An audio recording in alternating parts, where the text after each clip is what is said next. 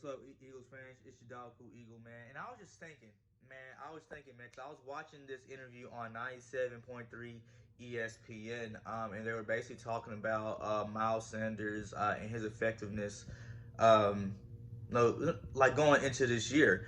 And he brought up Emory Hunt. Um, he brought up a a stat that I think a lot of us have forgotten about. Miles Sanders was the number three wide receiver on the Philadelphia Eagles team last year, um, and it just shows you how much of a difference maker Miles Sanders can be, like, coming into the second year. And then the fact that you also low key, but probably didn't intend to, build better talent around Miles Sanders in key positions, especially in the wide receiver ranks. You went out and got Jalen Rieger, Marquise Goodwin, and a plethora of other guys, you know, to fill in for that slot position that Miles Sanders was recluded to all season long, because we just didn't have really any viable wide receiver options. I'm surprised Miles Sanders wasn't wide receiver number two. He very easily could have been wide receiver number two if you just want to be real, because the first 4 to 5 games we didn't see really the best of Miles Sanders. With the fumbles, like the famous acronym Lord Brunson liked to use, Miles Dancers.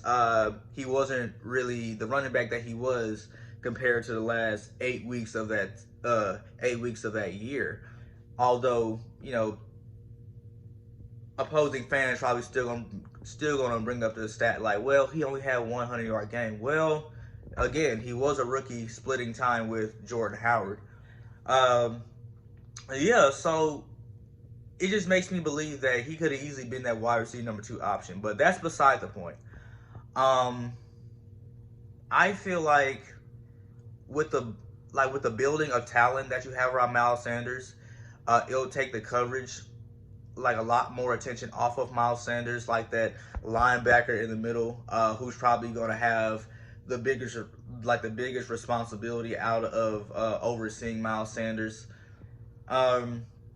because now defenses are going to have to look at, oh shoot, they have Jalen Rieger, first round draft pick. Oh shoot, they got Marquise Goodwin, however long he's going to just remain healthy on this team, because his injury history isn't that well. But it's the fact that you have more speed in those slot positions that are actually supposed to catch the ball, as compared to last year. You just had Nelson Aguilar dropping game-winning touchdown passes, and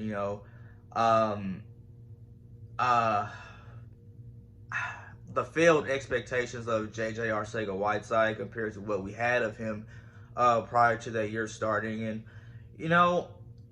And again, it just goes back to the main point that the Eagles are going to be that much better of a team because they unintentionally, but did it, they built around Miles Sanders with better talent around him, to where, like, he doesn't have to worry about as much defensive coverage like that.